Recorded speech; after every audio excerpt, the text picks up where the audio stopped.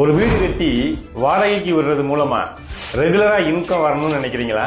ஒரு 30 லட்சம் ரூபாய்க்கு லேண்ட் வேல்யூ இருந்துச்சுன்னா அதுல ஒரு 30 லட்சம் ரூபாய்க்கு பில்டிங் கட்டினீங்கன்னா மொத்தம் 60 லட்சம் ரூபாய் செலவழிச்சா மாசம் ஒரு 10,000 12,000 ரூபாய் நமக்கு ரெகுலரா வாடகையா வரும். கேட்டுங்களா? சரி.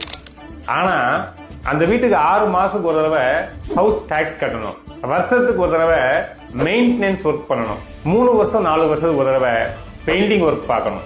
இதையும் தாண்டி வாடகைக்கு இருக்கிறவங்க கரெக்டா வாடகை கொடுக்கணும். இவ்வளவு பிரச்சனை இருக்கும். கேட்டுங்களா? ஆனா HDFCல இதுக்கெல்லாம் ஒரு சொல்யூஷன் சொல்றாங்க.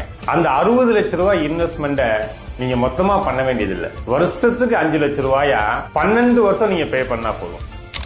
அப்ப 12 வருஷம் முடியும் போதுதான் உங்க 60 லட்சம் ரூபாய் இன்வெஸ்ட்மெண்டே முடியுது. ஆனா முதல்ல 5 லட்சம் பே பண்ண உடனேயே அடுத்த மாசத்துல இருந்து மாசம் 16,500 ரூபாய் இன்கம் உங்களுக்கு ஒவ்வொரு மாதமும் ரெகுலரா ஒரே தேதியில உங்களுக்கு கிடைச்சிக்கிட்டே இருக்கும். 40 வருஷத்துக்கு எந்த தடையும் இல்லாம கிடைக்கும். 40 வருஷம் முடிவுல ஒருவேளை பில்டிங்க சேல் பண்ற நிலைமையில இருந்தோம் அப்படின்னா நம்ம 30 லட்சத்துக்கு இடம் வாங்கணும், 30 லட்சத்துக்கு பில்டிங் கட்டணும்.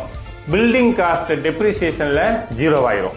30 லட்சம் இடம் மேபி 40 வருஷம் கழிச்சு ஒரு 50 லட்சமோ 60 லட்சமோ 70 லட்சமோ போகலாம். ஆனா HDFCல இந்த பிளான்ல 40 வருஷம் ரெகுலரா இன்கம் வந்த பின்னாடி உங்களுக்கு கிடைக்கிற மெச்சூரிட்டி வேல்யூ பாத்தீங்கன்னா 1,60 லட்சம் ரூபாய்.